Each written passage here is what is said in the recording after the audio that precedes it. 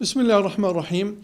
الأسباب التي جعلها الله سبحانه وتعالى أسبابا إما أن تكون شرعية وإما أن تكون طبية. فالشرع ما جاء في القرآن والسنة، كمثل العسل جاء في القرآن، وماء زمزم جاء في السنة، والحبة السوداء جاءت في السنة، وهكذا.